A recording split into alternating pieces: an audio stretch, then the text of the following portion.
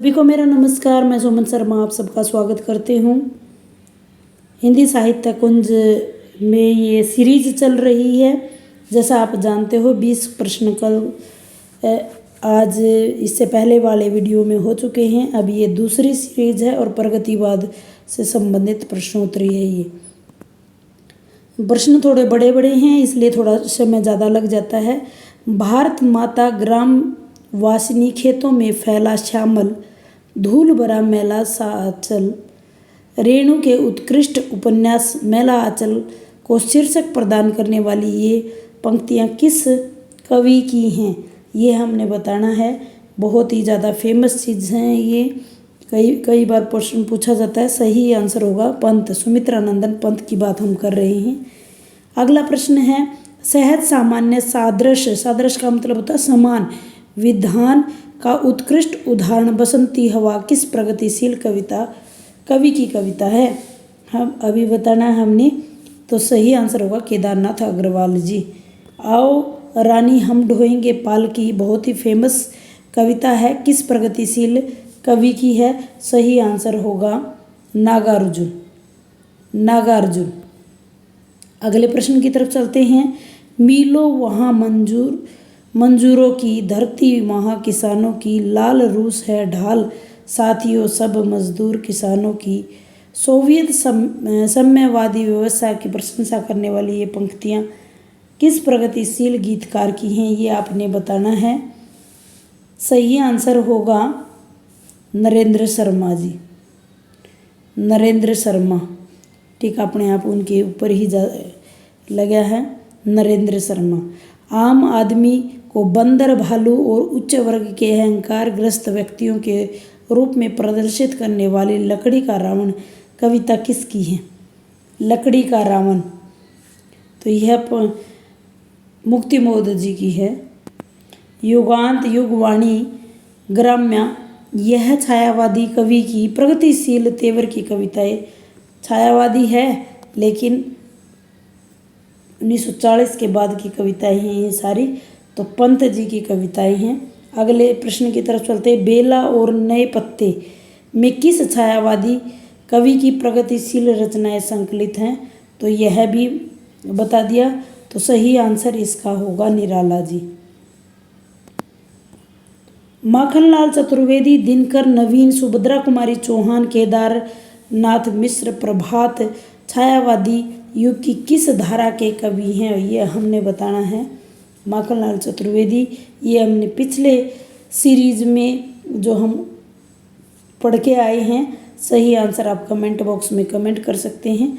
तो सही आंसर होगा राष्ट्रीय सांस्कृतिक विचारधारा के कवि हैं। हिंदी काव्य में प्रगतिवाद मुख्यतः छायावाद के विरुद्ध एक प्रतिक्रिया के रूप में आया, यह किस आलोचक ने कहा है। यह किस आलोचक ने कहा है, तो सही आंसर होगा डॉक्टर शंभुनाथ सिंह ने, डॉक्टर शंभुनाथ सिंह। अगले प्रश्न की तरफ। पंत से प्रभावित केदारनाथ अग्रवाल की प्रारंभिक कविताओं का संग्रह का क्या नाम है। यह पहला काव्य संग्रह उनका बताना है। प्रश्न को थोड़ा घुमा फिरा दिया है। नींद के बादल, क्या सही आंसर है नींद के बादल। कुकरमुता, मास्को डायलॉग्स, गरम पकौड़ी, बापू तुम मुर्गी खाते जैसी प्रगतिशील व्यंग्य रचनाएं किसकी हैं, तो यह भी बहुत ही ज़्यादा फेमस हैं और व्यंग्य का पुटिन में देखने को मिलता है। निराला जी की रचनाएं हैं ये भी। नेक्स्ट प्रश्न है फैंटेसी को किसकी कविताओं के साथ जोड़ा जाता है, तो सही आंसर होगा मुक्तिबोध जी। आप कमेंट बॉक्स में इनकी कोई दो रचनाओं के नाम कमेंट बॉक्स में दे सकते हैं। सानेट का हिंदी में आविष्कार का कवि बताना है आपने। यह भी बहुत ही ज़्यादा फेमस प्रश्न है। त्रिलोचन जी, त्रिलोचन जी को पूरा नाम आप कमेंट बॉक्स में कमेंट कर सकते हैं। कौन से कवि प्रगतिवादी कवि नहीं हैं, ये हमने बताना है। तो हमारे 3 ऑप्शन इसमें सही होंगे, एक ऑप्शन हमारा गलत होगा। तो जो हमारा तीसरा या चौथा प्रश्न था उसमें हम सभी को पढ़ चुके हैं, तो अनुमान आप लगा सकते हैं। सही आंसर मैं बता देती हूँ, मैथिली शरण गुप्त और आज्ञा जी ये हमारे इस दौर के अंतर्गत नहीं आते हैं। केदारनाथ अग्रवाल अभी पढ़ रहे हैं, मुक्तिबोध, नागार्जुन, त्रिलोचन, सील, शमशेर जी। तो बहुत ही आसान प्रश्न है। अगले प्रश्न की तरफ चलते हैं। पारंपरिक सौंदर्य शास्त्र को चुनौती देकर नया प्रगतिशील सौंदर्य बोध प्रस्तावित करने वाली यह पंक्तियाँ।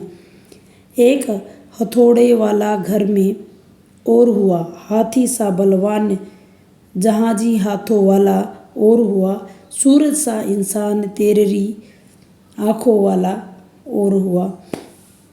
यह पंक्तियाँ आपने बतानी हैं किसकी हैं। तो सही आंसर है केदारनाथ अग्रवाल जी। केदारनाथ अग्रवाल जी। अकाल और उसके बाद किसकी प्रसिद्ध रचना है। तो सही आंसर होगा नागार्जुन जी। अगले प्रश्न की तरफ चलते हैं।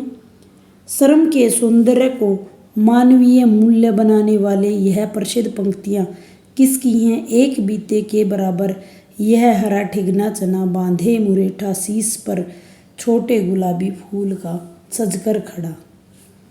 तो आपने सही आंसर बताना है। सही आंसर है केदारनाथ। अगले प्रश्न की तरफ चलते हैं। विशिष्ट प्रगतिवादी स्थानीयता का सौंदर्य उजागर करने वाली ये पंक्तियाँ किसकी हैं। याद आते मुझे मिथिला की रुचिर भूभाग, याद आते धान, याद आते कमल, कुमुदनी और ताल मखाना। यह पंक्तियाँ आपने बतानी हैं।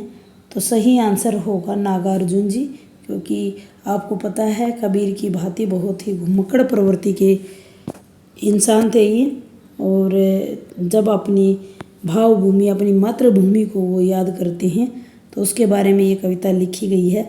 कौन से कवि प्रगतिशील कविता की नागार्जुन, केदारनाथ, त्रिलोचन, मुक्तिबोध के बाद की पीढ़ी के कवि नहीं हैं, ये बताना है हमने। तो 39 हमारा प्रश्न है। अशोक वाजपेयी और उदयन वाजपेयी, ये आंसर आपका सही रहेगा। अशोक वाजपेयी और उदयन वाजपेयी, बाकी के इनके बाद की पीढ़ी के हैं। आप पढ़ लीजिएगा। इबार रब्बी, राजेश जोशी, कुमार विकल, ज्ञानेंद्र पति, कुमारेंद्र, पारसनाथ सिंह और विजेंद्र। इसी तरह की कविताएं उन्होंने लिखी हैं प्रगतिवाद से संबंधित। अगले प्रश्न की तरफ चलते हैं। सन 1911 में ज्येष्ठ मास की पूर्णिमा को दरभंगा के जिले में जन्मे नागार्जुन का वास्तविक नाम आपने बताना है। देखो इन्फॉर्मेशन किस प्रकार से दे दी है आपको कि 1911 में जन्मे हैं, ज्येष्ठ मास की पूर्णमासी को, और दरभंगा उनका जिला था, और ये दरभंगा जिला बिहार बताना है आपने। दरभंगा जिला कहाँ है। इसका सही नाम है वैद्यनाथ मिश्र। सही नाम है वैद्यनाथ मिश्र। अकेला वैद्यनाथ लिखा है तो वैद्यनाथ मिश्र जी इसका सही आंसर है। नागार्जुन ने हिंदी के अलावा किस भाषा में लिखा है। तो मैथिली में उन्होंने लिखा है। अगले प्रश्न की तरफ। मैथिली में लिखी किस कृति पर नागार्जुन को साहित्य अकादमी पुरस्कार मिला है। तो वो साहित्य अकादमी पुरस्कार पत्रहीन नग्न गाछ पर उन्हें मिला है। उम्मीद करती हूँ वीडियो ज़्यादा लंबा हो जाएगा। अगले 20 प्रश्न अगले वीडियो में। धन्यवाद।